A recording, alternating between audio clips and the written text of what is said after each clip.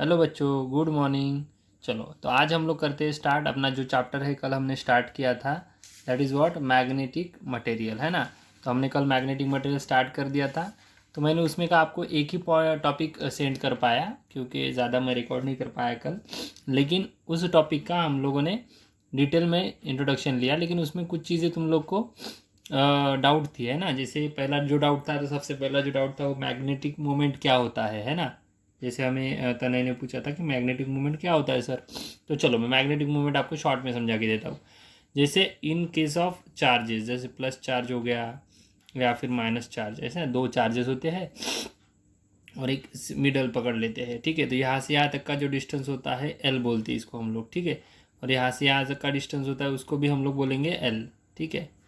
तो ये जो होता है चार्जेस, इसको क्यू बोलते हैं, है ना। चार्ज की स्ट्रेंथ है इसकी प्लस क्यू माइनस क्यू, ठीक है ना। तो इस केस में हम लोग क्या बोल सकते हैं उसको, मैग्नेटिक, इसको क्या बोलते हैं, electric dipole moment. P is equals to क्या होता है, Q इंटू 2L, इसको बोलते हैं इलेक्ट्रिक डायपोल मोमेंट। अब इलेक्ट्रिक डायपोल मोमेंट क्या होता है कि यहाँ जो चार्जेस होते हैं, दोनों चार्जेस, और उसके बीच में जो लेंथ होती है, कितनी लेंथ है, यहाँ से यहाँ तक L और यहाँ से यहाँ तक L, ऐसा कितना हो गया टोटल 2L। तो दो चार्जेस की पोल स्ट्रेंथ, मतलब कोई भी एक को, दोनों में से कोई भी एक को लेना है, और इन दोनों के बीच का length gives us what, magnetic sorry electric dipole moment, ठीक है। वैसा ही मैग्नेटिक डायपोल के केस में कैसा होगा, अगर समझो ये मैग्नेट है हमारा, जिसमें हमारा यहाँ पे N है, यहाँ पे S है, ठीक है। तो N पोल S पोल, इसकी स्ट्रेंथ को बोलते हैं M+1, M+ या फिर -M, है ना, +M या फिर -M, ऐसा हम लोग इसको बोलते हैं, डिनोट करते हैं जनरली। तो यहाँ से यहाँ तक का लेंथ कितना हो गया, L इतना हुआ, यहाँ से यहाँ तक का लेंथ कितना हुआ, L इतना हुआ, ठीक है। तो M+M या फिर -M, मतलब यहाँ से क्या निकलते हैं, हमारे फ्लक्स निकलते हैं ऐसे, है ना, यहाँ पे टर्मिनेट होते हैं ऐसे, वापस आते हैं, ठीक है। तो यहाँ से निकलने वाले, यहाँ से वापस आने वाले, ठीक है ना, ऐसे ये क्या होते हैं, फ्लक्सेस होते हैं हमारे, जिसकी वजह से हमारा अट्रैक्शन और रिपल्शन होता है, that is called as pole strength. तो m small m is nothing but the pole strength, ठीक है ना, पोल स्ट्रेंथ बोलते हैं इसको, पोल स्ट्रेंथ, ठीक है।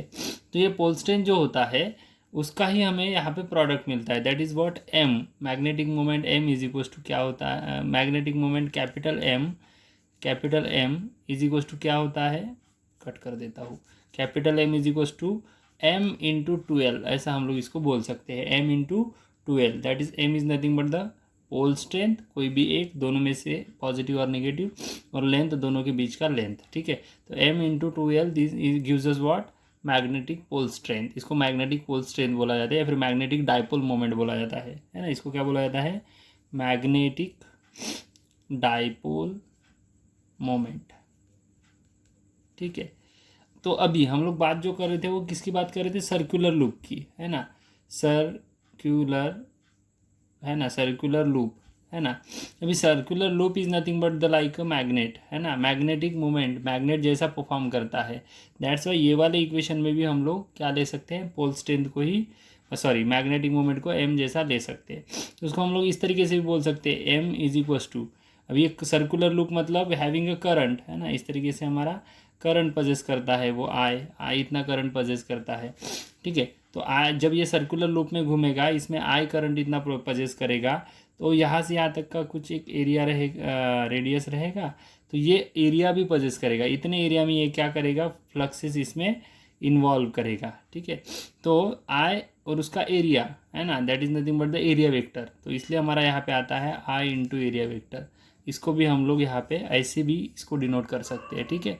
आई होप कि तुम लोग को समझा होगा कि ये मैंने चार्जेस की भी सिचुएशन में समझाया, ये मैग्नेट की सिचुएशन में समझाया, और ये सर्कुलर लूप के सिचुएशन में समझाया कि magnetic moment is equals to I/A कैसे आता है, समझ में आया। ओके, तो this is all about the what, magnetic moment. Okay, अभी नेक्स्ट डाउट था हमारा कि सर वहाँ पे निगेटिव क्यों मिला हमें, है ना, वहाँ पे निगेटिव क्यों मिला। जैसे हमारे पास इक्वेशन मिला था, हमें क्या मिला था, हमें M orbital is equals to minus of, क्या मिला था, -E/2m इंटू वेक्टर L, ऐसा हमें यहाँ पे मिला था in the form of vector.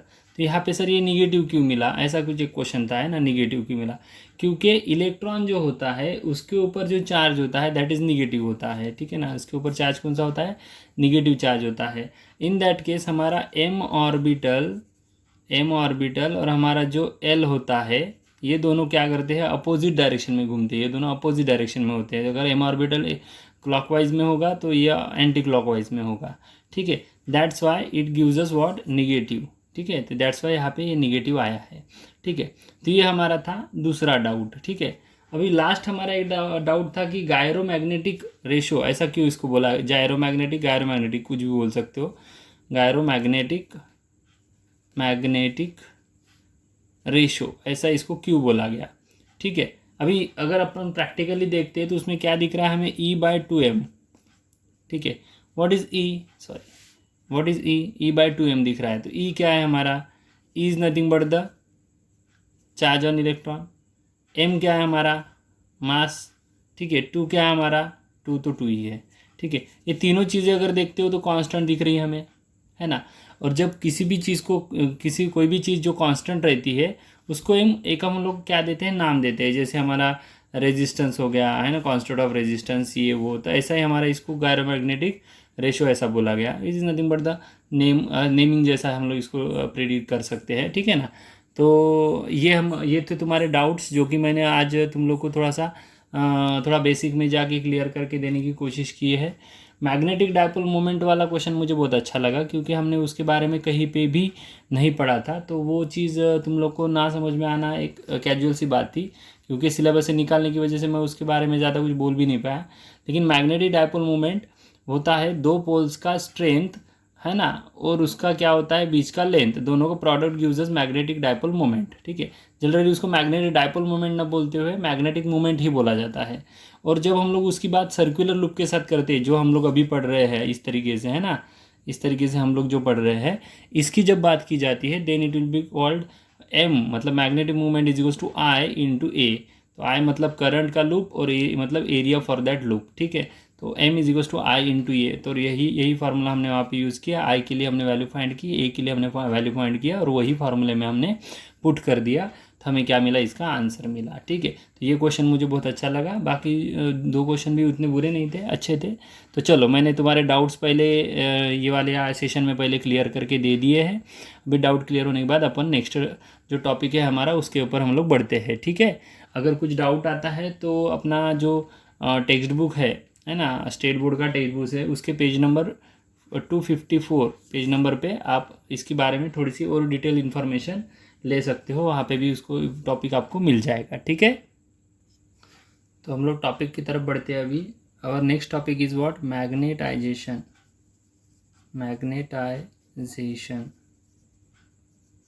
And magnetic intensity,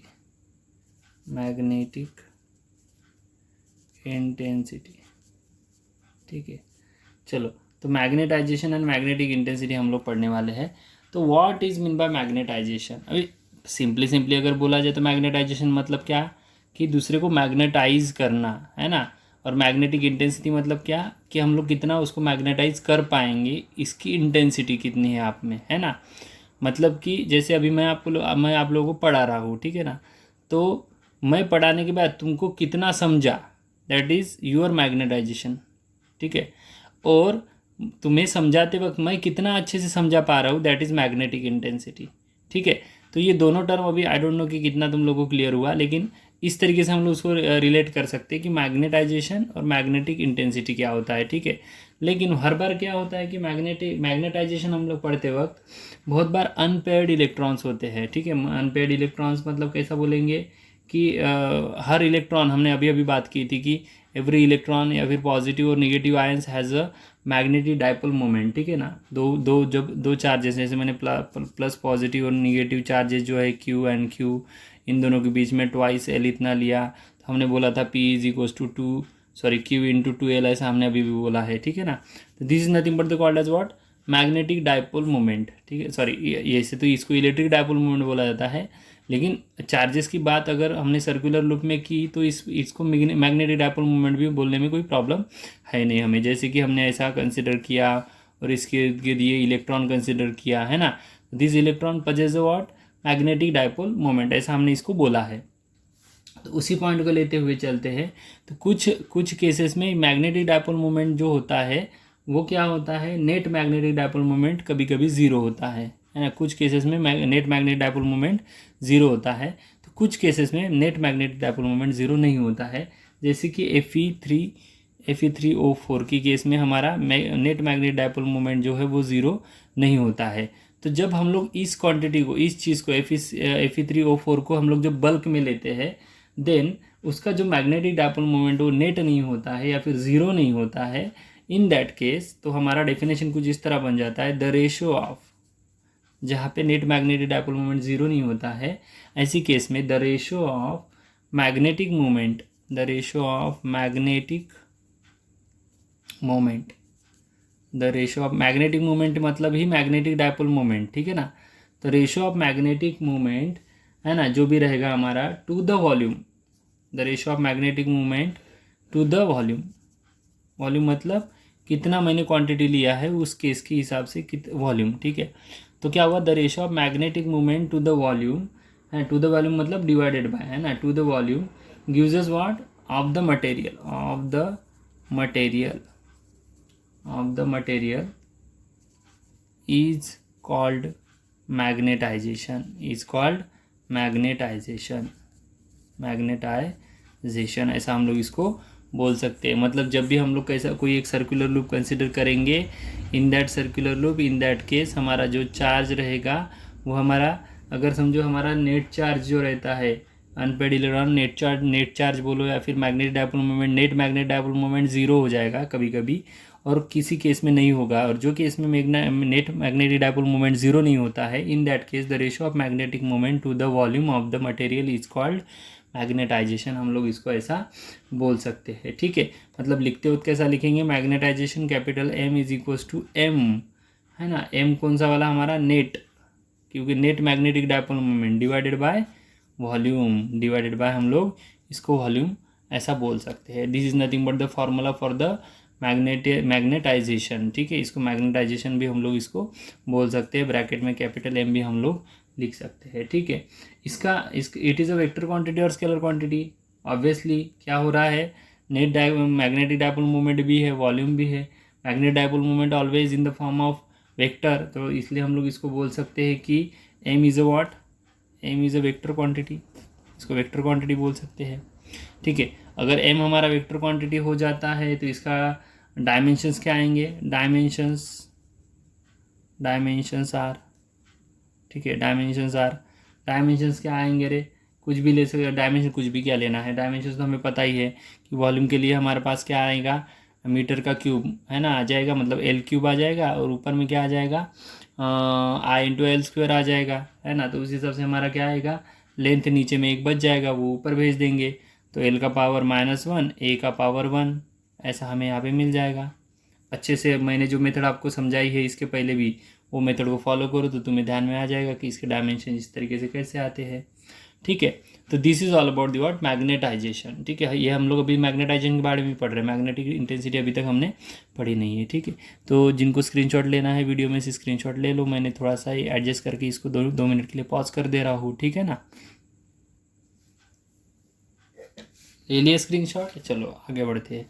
अभी मैग्नेटाइजेशन की ही बात चल रही है, लेकिन इसमें हल्का एक छोटा सा डेरिवेशन है, ठीक है, तो उसको मैं एक्सप्लेन करना चाहूँगा। तो जैसे हमने अभी तक के सोलेनॉइड पढ़ा, सोलेनॉइड कैसा होता है, जैसे हमारा ये जो होता है इस तरीके से हम लोग इसको रॉड ड्रॉ करते हैं इस तरीके से, ये हमारा ये ऐसा सोलेनॉइड का हमारा कंडक्टर हो गया, ठीक है, ये हमारा कंडक्टर होगा सोलेनॉइड का, ठीक है। अभी इसमें से करंट जाएगा तो इसमें हमें क्या क्रिएट होगी, मैग्नेटिक फील्ड क्रिएट होगी, समझ में आ रहा है ना। अगर कोई भी कंडक्टर रहेगा तो कंडक्टर में से ये कंडक्टर रहेगा, ये सोलेनॉइड के फॉर्म में है, और ये सोलेनॉइड के फॉर्म में जब कंडक्टर रहेगा तो इसमें से जब करंट आ जाएगा और इधर से बाहर आएगा तो there is a magnetic field. अभी यहाँ पे जो मैग्नेटिक फील्ड क्रिएट होगी because of n number of turns, ये दिख रहे हैं ना, n नंबर ऑफ टर्न्स दिख रहे हैं हमें ना, n टर्न्स, ठीक है, n टर्न्स की वजह से यहाँ पे करंट जाएगा, करंट जाएगा, ठीक है। तो उसकी वजह से there is a formation of magnetic field B, उसको B0 भी बोल सकते हैं हम लोग, ठीक है, BO भी बोल सकते हैं या फिर B0 भी बोल सकते हैं, ठीक है। तो B0 को अगर हमें डिनोट करना रहा तो B0 को हम लोग कैसा डिनोट कर सकते हैं सोलेनॉइड के लिए, B0NI ऐसा हमें डिनोट करना पड़ेगा। तो BO इज इक्वल टू क्या डिनोट करेंगे, B0NI। समझ में आ रहा है, ये इसी का पार्ट है, ठीक है। इसमें हमने कंसिडरेशन क्या किया है, क्या कंसिडरेशन किया है कि एक रॉड है, सॉरी एक कंडक्टर है which is place like a solenoid which having n number of turns, I इतना करंट हमारा उसमें से जा रहा है, तो उसमें जो मैग्नेटिक फील्ड क्रिएट होगी, इसमें जो मैग्नेटिक फील्ड क्रिएट होगी वो कितनी होगी, BO is equal to μ0NI। जैसे मैं यहाँ पे लिख लेता हूँ, क्या क्या क्रिएट हुआ, BO इज इक्वल टू, है ना, sorry, BO is equal to μ0NI, इतनी यहाँ पे क्या क्रिएट हुई है, मैग्नेटिक फील्ड क्रिएट हुई है, ठीक है ना। तो इतनी मैग्नेटिक साथ मैंने अगर समझो इसके अंदर में अगर मैंने कोई एक रॉड अगर प्लेस कर दिया, ठीक है ना, अगर मैं यहाँ पे ऐसा ही कोई रॉड प्लेस करता हूँ, ठीक है, ऐसा कोई मटेरियल प्लेस करता हूँ, ठीक है। अभी इस मटेरियल में ये जो फ्लक्सेस जाएंगे, सॉरी ये करंट जाएगा, करंट की वजह से यहाँ पे फ्लक्सेस जाएंगे, तो उन फ्लक्सेस की वजह से इसमें भी क्या होगा, करंट क्रिएट होगा। मतलब समझ में आ रहा है ना, क्या समझ में आ रहा है कि इस कंडक्टर की वजह से कुछ फ्लक्सेस क्रिएट हुए, वो फ्लक्सेस ये रॉड को कट करेंगे, और रॉड को जब फ्लक्सेस कट करेंगे तो वहाँ पे करंट क्रिएट होगा। समझ में आ रही, और वहाँ पे जो करंट क्रिएट होगा उसकी वजह से भी इसमें मैग्नेटिक फील्ड क्रिएट होगी। मतलब पहले क्या हुआ, ये एक्सटर्नल कंडक्टर की वजह से इसके अंदर के मटेरियल में मैग्नेटिक फील्ड क्रिएट होगी, कितना, B0 is equal to μ0NI इतनी। अभी जो मैग्नेटिक फील्ड क्रिएट होगी because of this rod inside material की वजह से जो मैग्नेटिक फील्ड क्रिएट होगी उसको हम लोग BM बोलेंगे। क्या बोलेंगे, BM मैग्नेटिक फील्ड, या फिर हम लोग इसको बोलते हैं magnetic field due to material, external material, ठीक है ना, मटेरियल की वजह से मैग्नेटिक फील्ड होगी, इसको BM बोलेंगे। तो टोटल मैग्नेटिक फील्ड इसमें, देन टोटल मैग्नेटिक फील्ड इसमें जो टोटल मैग्नेटिक फील्ड क्रिएट होने वाली है वो कितनी होंगी, B इज इक्वल्स टू कितना होगी, B is equals to B0 plus BM इतनी होगी, कितनी होगी, B0 प्लस BM इतनी होगी टोटल मैग्नेटिक फील्ड, ठीक है ना। फिर हमें क्या ऑब्जर्व हुआ कि ये जो BM इतनी मैग्नेटिक फील्ड है ना, ये जो BM मैग्नेटिक फील्ड है वो उसमें कितनी मैग्नेटिक फील्ड क्रिएट हो रही है, कितनी मैग्नेटिक फील्ड क्रिएट हो रही है, जितना वो मटेरियल मैग्नेटाइजेशन कर पाएगा। मतलब कितनी मैग्नेटिक फील्ड क्रिएट हुई, जितना वो मैग्नेटाइजेशन कर पा रहा है, ठीक है, जिसमें जितना उसमें मैग्नेटिक फील्ड क्रिएट कर पा रहा है। दैट्स वाई हमें कुछ ऐसा मिलता है, BM इज इक्वल टू μ0, ये तो रहता ही रहता है, ठीक है, इंटू M, है ना। तो हमें क्या पता चला, BM is equal to μ0 into M, ये हमें नया इक्वेशन इसमें मिल गया। देन हम लोग इसको इस तरीके से पुट करेंगे, B के लिए हमारे पास फार्मूला बन गया है, B इज इक्वल टू μ0 के लिए μ0NI, और BM के लिए हमें मिला है μ0M, ठीक है। यहाँ पे अगर हम लोग μ0 को कॉमन ले लेते हैं तो हमें क्या मिल जाता है ब्रैकेट में, NI प्लस M, ऐसा हमें यहाँ पे मिल जाता है, ठीक है, NI प्लस M ऐसा हमें यहाँ पे सिचुएशन मिल जा सकता है, ठीक है। अभी इसको हम लोग यहाँ पे बात आ जाती है मैग्नेटिक इंटेंसिटी की, ठीक है ना। तो मैग्नेटिक इंटेंसिटी क्या होता है, मैग्नेटिक, मैं पहले यहाँ पे पहले बता देता हूँ, फिर बाद में मैग्नेटिक इंटेंसिटी भी एक्सप्लेन कर दूंगा, ठीक है। Magnetic intensity H is equal to N into I, मतलब number of turns into current, ये हमारा हो जाता है मैग्नेटिक इंटेंसिटी, ठीक है। कितना हो जाता है, number of turns into current is nothing but the H। तो यहाँ पे हम लोग पुट करके देखते हैं, तो B is equal to μ0 in bracket कितना मिला रहे हमें, H प्लस M, ऐसा हमें यहाँ पे मिल गया। तो मैग्नेटिक इंटेंसिटी के फॉर्म में मिल गया H प्लस M, ठीक है। अब इसको थोड़ा सा रीअरेंज करके H की वैल्यू अगर फाइंड करने जाएंगे तो H की वैल्यू क्या मिल जाएगी, अभी H की वैल्यू क्यों फाइंड करें, मैग्नेटिक इंटेंसिटी फाइंड करने के लिए। B के फॉर्म में तो हमें एक इक्वेशन मिल चुका है, this is the B equation for magnetic field, ठीक है, यहाँ पे मिल गया हमें। अगर मैं B के फॉर्म में फाइंड करना चाहूँगा तो देखो क्या फाइंड करेंगे हम लोग, इसको B यहीं पे रख देंगे, ये जो μ0 है नीचे लेके आ जाएंगे, तो ये μ0 नीचे लेके आ गए, ये M जो है इधर जाएगा तो माइनस में M हो जाएगा, इज इक्वल टू एच। तो हमें यहाँ पे एक फार्मूला और मिल गया, that is what H is equal to क्या मिला हमें, B upon mu zero minus M, ऐसा हमें यहाँ पे मिल जाता है। ठीक है, तो ये फार्मूला फाइंडिंग करना है, ज़्यादा कुछ है नहीं। ठीक है ना, तो इस फार्मूले से हमें क्या पता चल रहा है कि देखो क्या पता चल रहा है, बी और म्यू, बी अगर हमारा समझो मैग्नेटिक फील्ड है और म्यू अगर हमारा परमेबिलिटी वाला जो होता है एब्सोल्यूट परमेबिलिटी, अगर इसको हम लोग निगलेक्ट करते हैं, थोड़ी देर के लिए बाजू में रखते हैं, तो M is equals to H दिख रहा है हमें, M is equals to H, इसको जीरो या फिर कांस्टेंट लेते तो M is equals to H दिख रहा है।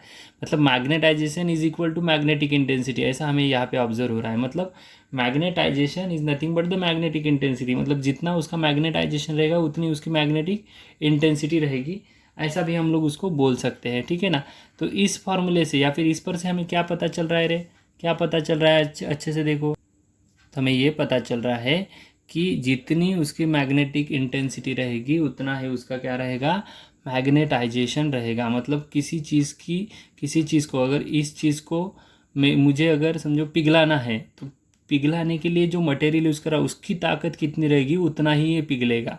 समझ में आ रहा है। अगर ये समझो ये किला होता या फिर लोहे का कोई मटेरियल होता, इसको मैं अगर मैग्नेट पास में लेके जाता तो इसमें एक मैग्नेटाइजेशन क्रिएट होता है, देखो आपने देखा होगा।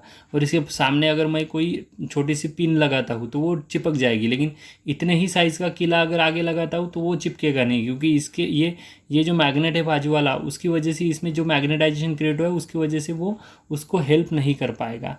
ठीक है ना, तो आई डोंट नो मैंने जो एग्जांपल बताया आपको समझा कि नहीं, लेकिन इस तरीके से हम लोग उसको इमेजिन करेंगे। ठीक है, तो एकदम सिंपल है, बहुत सिंपल है, और एक छोटा सा डेरिवेशन है, ऐसा कुछ ज़्यादा उसमें है नहीं।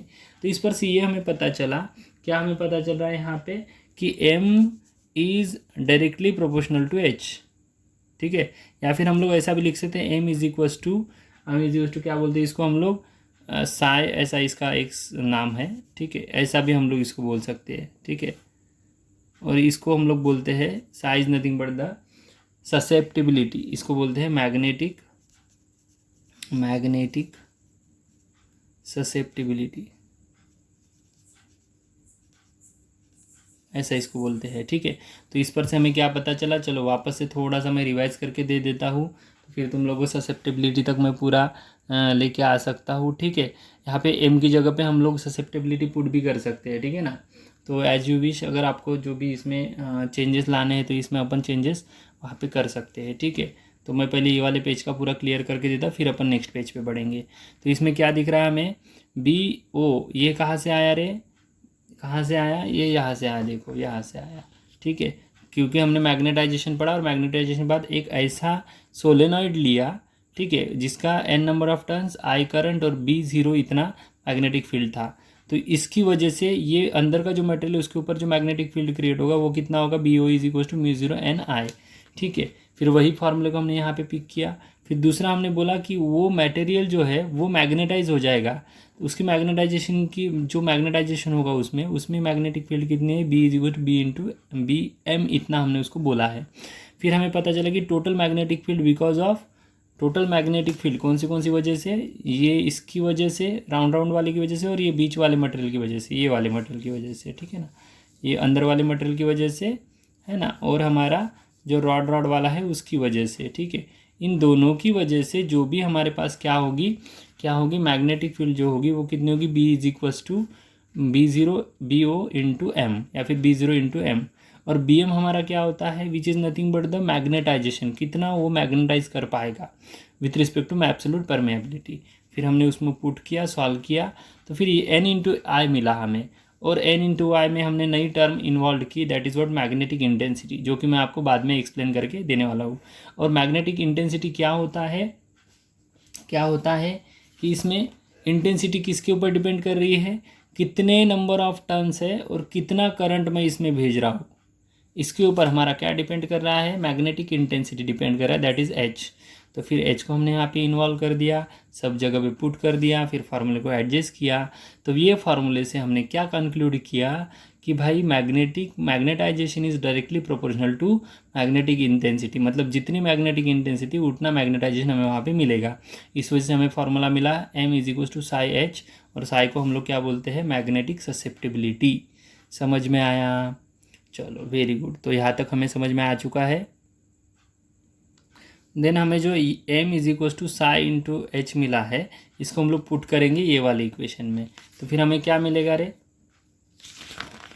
तो हमें क्या मिलेगा हमें b इज इक्वल टू, है ना, mu zero in bracket, sorry हाँ, b is equal to mu zero in bracket, है ना, हमारे पास h की जगह पे h ही रहेगा, है ना, h की जगह पे h ही रहेगा हमारा, प्लस m की जगह पे साई इंटू एच हो जाएगा, ठीक है, साई इंटू एच हो जाएगा।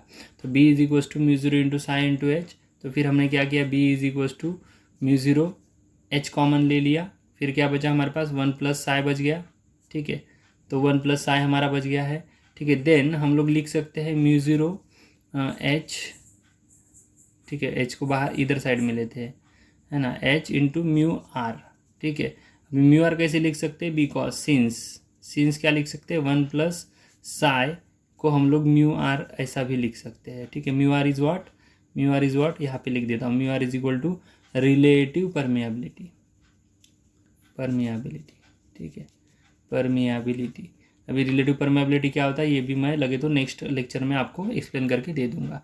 फिर म्यू ज़ीरो और म्यू आर, इसको हम लोग लिख सकते हैं म्यू, ठीक है, इंटू एच, ठीक है। अभी म्यू इंटू एच कैसा लिख पाए हम लोग, बिकॉज सिंस यहाँ पे क्या लिख सकते हैं, mu zero into mu are is equal to mu, this is what, permeability, ठीक है। परमेबिलिटी वाला पूरा सेक्शन लगे तो मैं नेक्स्ट इसमें एक्सप्लेन करके दे दूंगा। तो हमें एक चीज़ नहीं पता चली, 1 plus psi is equal to mu r, और mu r into mu is equal to mu zero into mu are is equal to mu. ये वाला हमें इलेक्ट्रोस्टैटिक में पढ़ चुके होते थे, लेकिन कोई बात नहीं, मैं कल के सेशन में थोड़ा सा हल्का सा इसको एक्सप्लेन मार दूंगा, ठीक है। तो यहाँ पे हमें ये सब चीज़ें यहाँ पे पता चली है, that is what mu zero is equal to H into psi and so on, और सब चीज़ें यहाँ पे हमने इन्वॉल्व कर दी, तो हमें फाइनली मिला B is equal to mu into H, इतना हमें यहाँ पे वैल्यू मिल चुका है। तो मैग्नेटिक इंटेंसिटी, मैग्नेटिक फील्ड अभी हमारा जो रॉड वाला था, है ना, यहाँ पे मैग्नेटिक फील्ड कितनी यहाँ पे मैग्नेटिक फील्ड कितनी मिलेगी हमें, टोटल मैग्नेटिक फील्ड कितनी मिलेगी, म्यू इंटू एच, इतनी यहाँ पे हमें मिलेगी। समझ में आया? तो यहाँ पे हमारा magnetization as well as magnetic intensity भी ख़त्म होता है, और साथ ही साथ हमें यहाँ पे एक चीज़ और पता चली, that is what, magnetic susceptibility के बारे में, ठीक है। तो इसमें जो टर्म नहीं पता है या फिर तुम लोग को नहीं समझ में आए होंगी, उसको अपन डाउट सेशन में ऐड कर देंगे, तो फिर तुम लोग को मैं कल के लिए और से एक्सप्लेन करके दे दूँगा जो भी तुम्हारे ध्यान में नहीं आया होगा, ठीक है। बाकी चीज़ों के लिए बहुत ज़्यादा सफल किया है मैंने, तो एक स्क्रीनशॉट के लिए मैं थोड़ा सा 2 मिनट के लिए इसको रख देता हूँ, तो इसका स्क्रीनशॉट ले लेना है, और बाकी चीज़ों का भी स्क्रीनशॉट ले लो जहाँ पे भी आपको अवेलेबल हो जाता है। तो यहाँ पे अपना मैग्नेटिक इंटेंसिटी और मैग्नेटाइजेशन दोनों खत्म हो चुका है, ठीक है। अभी कल के सेशन के लिए मैं देखता हूँ कोई अगर पॉइंट यहाँ पे छूटता है तो अपन कवर कर लेंगे, नहीं तो फिर अपना यहाँ पे चैप्टर ये समाप्त हो जाएगा। ओके, तो चलो कल मिलते हैं, बाय बाय।